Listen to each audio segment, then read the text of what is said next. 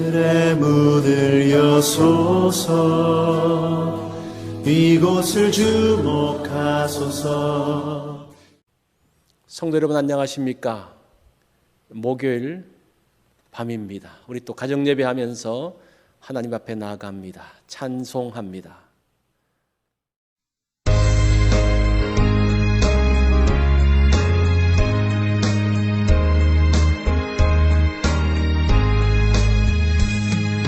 구주의 십자가 보혈로 죄 씻음 받기를 원하네.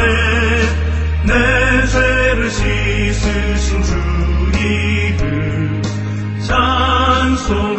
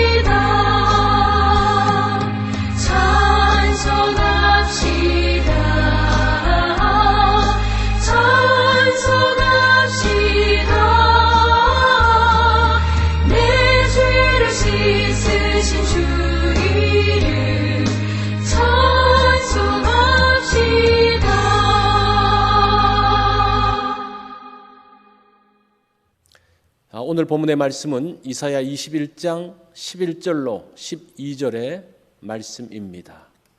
우리 이 말씀 한 절씩 교독할까요? 두마에 관한 경고라. 사람이 세일에서 나를 부르되 파수꾼이여 밤이 어떻게 되었느냐. 파수꾼이여 밤이 어떻게 되었느냐.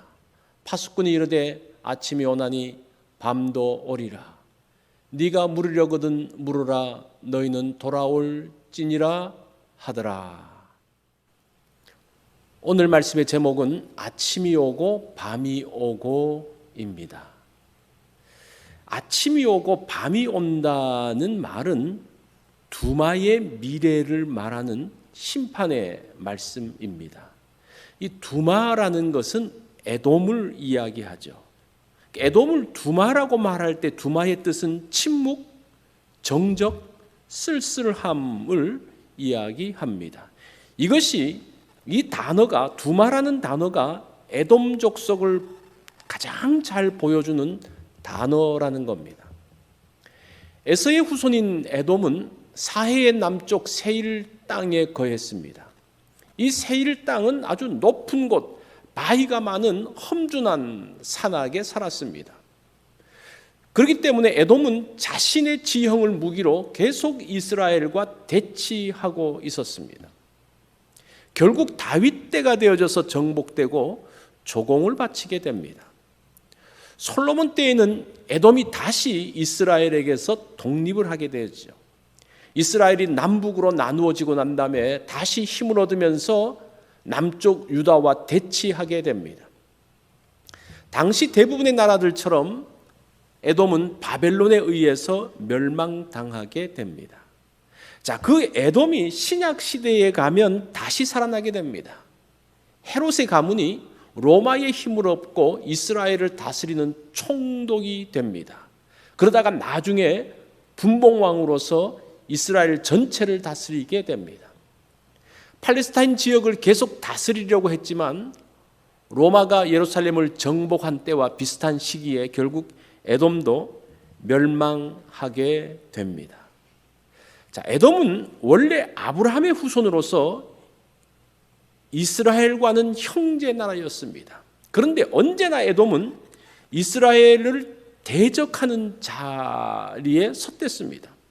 이런 에돔에 대한 하나님의 심판이 나오죠. 그게 이제 11절과 12절 내용이죠. 파수꾼이요 밤이 어떻게 되었느냐. 파수꾼이 이르되 아침이 오나니 밤도 오리라. 네가 물으려거든 물으라. 너희는 돌아올지라 하더라. 자, 파수꾼인 선지자에게 이 에돔에 대해서 묻습니다. 에돔이 지금 어느 지점을 지나가고 있습니까? 이 밤은 고난의 시간을 이야기하죠. 재난의 시간을 이야기합니다. 그러면서 아침이 오나니 또 이어서 밤도 올 것이라고 이야기합니다. 이것이 에돔에 대한 예언이에요. 아침이 오고 밤이 온다. 에돔이 곧 아침을 맞이하게 될 것이지만 곧 이어서 오는 밤의 자리에 들어가게 될 것이라는 예언입니다. 에돔의 그 역사를 보면 잠깐 아침의 시기를 맞이하지만 대부분의 시간은 밤의 시간을 보내게 됩니다. 이사야 때에 아수르를 의지하여 밤에서 벗어나려고 했지만 결국 바벨론에 의해서 멸망당하면서 다시 밤의 시간으로 들어가게 됩니다. 이 에돔은 자신을 보호하기 위해서 높은 산 위에서 올라 쓸쓸한 날들을 보냈습니다. 그러나 그러한 산악지형이 그 에돔을 보호하지 못했습니다. 강력한 힘을 가진 바벨론, 천년 요새의 자리를 잡고 있는 에돔, 또 기가 막힌 장사 수단을 가지고 있는 아라비아. 자, 각기가 다 자신의 독특한 보호 무기를 갖고 있지만 누구도 자신의 힘으로 나라를 지키지 못했습니다. 하나님의 심판의 때에 누구도 서지 못한다는 것을 보여주고 있습니다. 유다 왕국도 마찬가지죠. 자신의 힘과 지혜로 나라를 지키지 못합니다.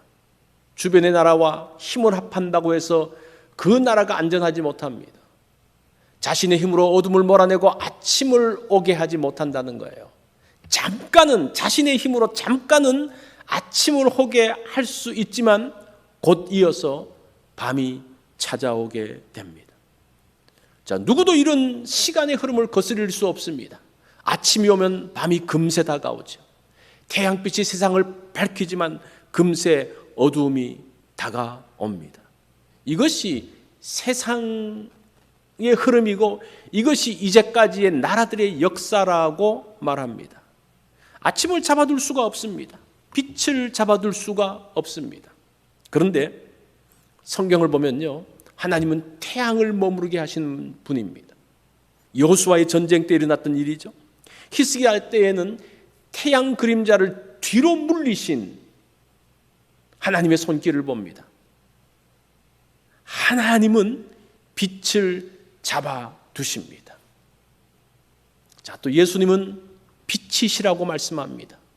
빛이신 주님께 나아가면 빛을 잡아두려고 하지 않더라도 빛이신 주님과 함께 있는 거예요. 언제나 빛 가운데 거할 수 있게 됩니다. 아침이 오고 곧 이어서 밤이 오게 됩니다. 자, 빨리 지나가는 태양빛을 의지하지 말고 기울지 않는 주님의 빛으로 가야 합니다.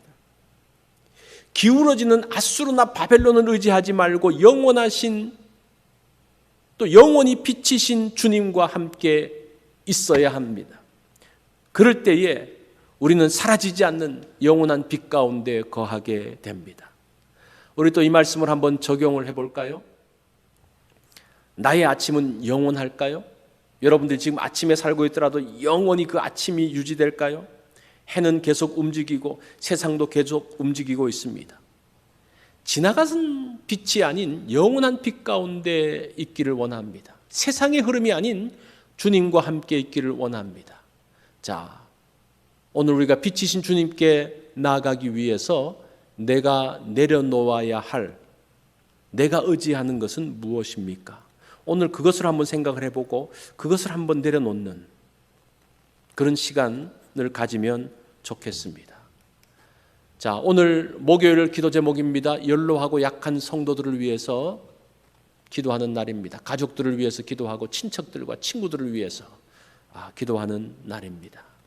자, 오늘 우리 이 말씀 가지고 한번 적용을 함께 나눠보시고 또 기도 제목으로 가족들이 함께 기도하시기 바랍니다. 우리 매일 성경 읽는 것 여러분 기억하면 좋겠습니다.